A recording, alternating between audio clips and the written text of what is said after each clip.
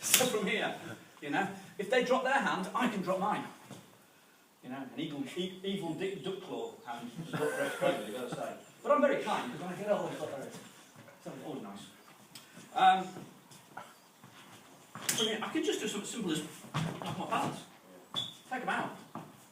You know, by coming into here, and then coming onto his foot here, look what happens. Now, as far as I'm concerned, you probably can't see this, but there's a little ribbon here with happy early Christmas present written with my name on it. This is exactly where I'm now going to go. Sorry, Alex. You know, and I'm just going to bust his knee joint out. And I'm going to do it. You're going to have to be nice about this and go with it. Don't fight it, because I'm going to do it by going as hard as I can drop. Now, I don't know whether patellas actually, kneecaps do actually shatter, but you know what? It's going to smart. By the time I've then sprinted away, I'm assuming if you've got no kneecap, you're not running up behind me. So, quickie back, simple as that. So, here's the first, there may be the next one. That might be the simple answer. Yeah, you can see it, can't you? I won't bring it any closer. Simple, get hold of the hair, tilt their neck, expose the entire part of the, and then I've just got to choose which bit I just hammer through. And again, I'm not advocating violence. But you know what, if somebody tried to kidnap my 8-year-old daughter, I wouldn't think twice about it. Same time, if somebody accidentally knocked my orange juice off the table, I'd just expect to apologise and maybe buy another one, and I'm done. You know, it's all about degrees of. Yeah. So there's the first one. And you're right. Cool. I can change that. So from here, he may, you know, he may try and just throw a hook, he may throw a jab, I'll just come through. There's lots of things I can do to discuss it. What you've got to do is start exploring. So from here, there's the bridge. Okay? Where does this come from, sitting down? Well, the first thing it comes from is the ability to have good power. If I stepped in and I got weak legs, I fall on my ass. The second thing is an appreciation of the centre line, which you want to travel up and down it all of the time. The third is the stopping point. Because when the punch comes, it would be really silly if I let my arm extend. And then this is all fully exposed, and I've got no body cover, no protection whatsoever. You know, and if that suddenly had a blade, or a bottle, or an opportunist weapon at all, it's going to cause me some real heaps of problems. Okay? Because I'm not protecting him, I'm not stopping him. He could swing round. He also, because his arm is free, he can throw that hook in and I've got really no control over that whatsoever. I need my elbow down. The only way I'm going to get my elbow down in combat is to train it so often that I know my stopping point without thought. It's as simple as that. So, as it comes in here, there's the first point of contact. There's that body cover. Elbow down, and it's like an inverted tarn sound. We just had this conversation. The reason we don't use tarn sound is I want the ability to actually turn the elbow out if I need to a little bit. So it's more akin to that shape than it is to that shape. More like that. Just the hand straight, that's all. The hand straight, so I want it straight to their eyes. I want to know if they try and step in at all. They've got the fear factor, you know, psychologically and, if necessary, physically, as a dissuader. At the same time, you'll notice I'm using the woo sound, so I'm coming here. So what I'm actually doing is stepping 45, and I've got a body cover and a defective hand. So if this misses, if it doesn't do its job, this is coming in. If they come past this, this hand comes out to cover. Both hands are the centre line. In the form that's in front of you, here I may have moved, but the centre line is the link between the two people. It's a live centre line, not a dead centre line in the form, but the same thing applies. I dominate it. Okay? Is there any question on that, where its roots come from? Because it's not easy. When you look at a move like this, it's not easy to go, oh yes, so this whole part of it doesn't look like it. You know, and that's the problem. It's not a direct pick it up and put it back down piece.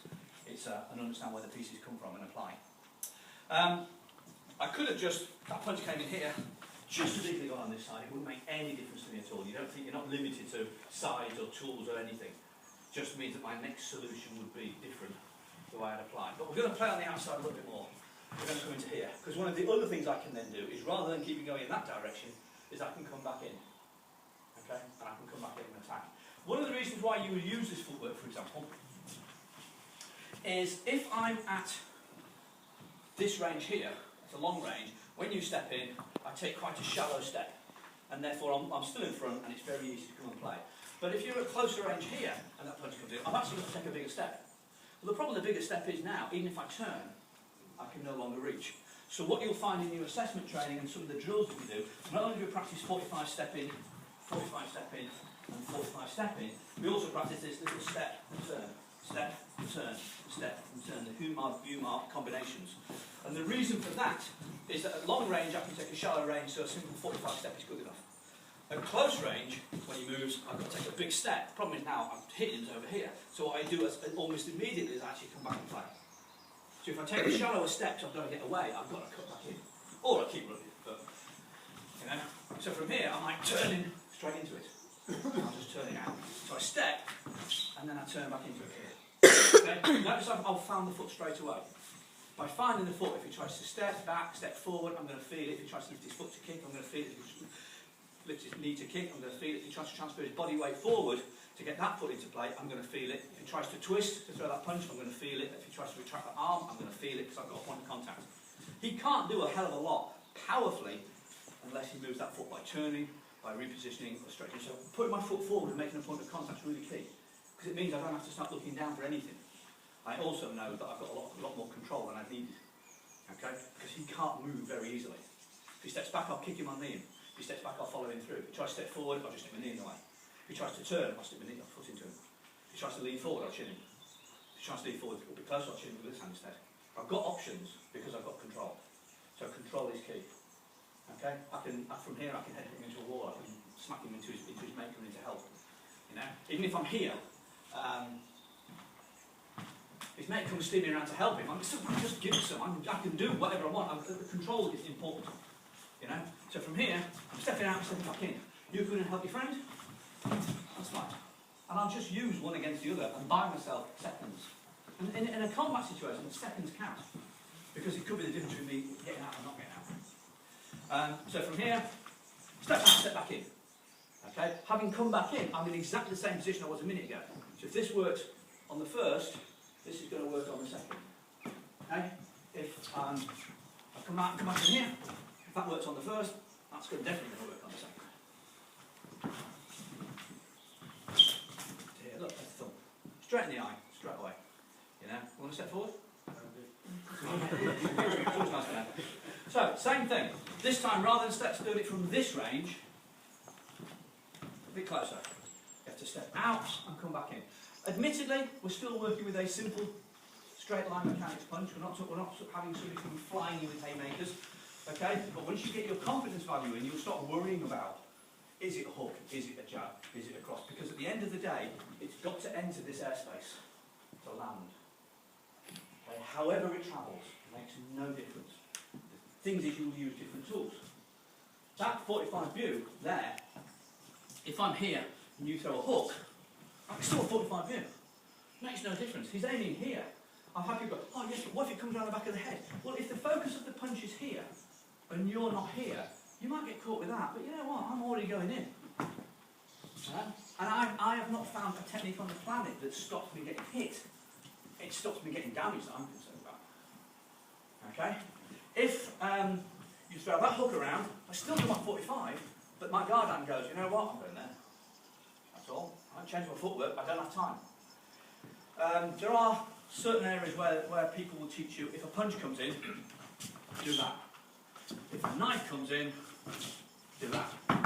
Okay? Keep going. The problem with that is, at what point do you make that decision?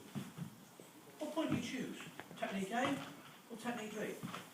To me, you deal with it exactly the same. A punch comes in. I come here. Now, does it matter at this moment in time, with him travelling in that direction, whether that's empty-handed or sharp and shiny in the moonlight? It makes no difference to me. I'm going to control, I'm going to control, I'm going to hit, I'm going to do everything I can, because that is going that way. The only difference is, if he retracts and it's a hand, he might pull me. Might cause me some inconvenience. I've got to worry about that hand. If he retracts and it's sharp and shiny, I've got another issue. But I've already done the first technique. I'm already here. I'm already doing whatever I've got to do. Okay? And I'm not going to stand and admire it. But worst case scenario, if the hand comes back, it cuts you on this part of the arm, across the two bones. It's not cut me on the way in, where I could actually very seriously. That be stitched, yeah, it's horrible. I don't want that. Nobody wants that. But I can take that. What I can't take is that. I can't take it on the way here, but having covered it, I can just come anywhere else. Remembering I'm already controlling the elbows anyway, for him to cut down it's very difficult, because I would treat it the same as if he dropped his arm in a punch, and I could control it. So the control factor of it, whether it's a blade or not, you know, becomes a secondary thing to covering it. So what you need to do in your own mind is go back to this first tool, Right? And imagine that's a blade. Okay? So their focus wouldn't be that hit, it'd be that retraction. Find out how you would deal with the retraction. What would you do? Explore it. Okay? Don't want to see people going, oh, I'll do this. You know? So I see people, oh, well, I'm going to do that. Yeah, and you suddenly find out, you know what, they've got two. And they just go into their pocket. Or, as you take this before, they've got three friends going, let go. No, really, let go. I wouldn't take someone to the floor necessarily if I didn't have to. Explore, off you go.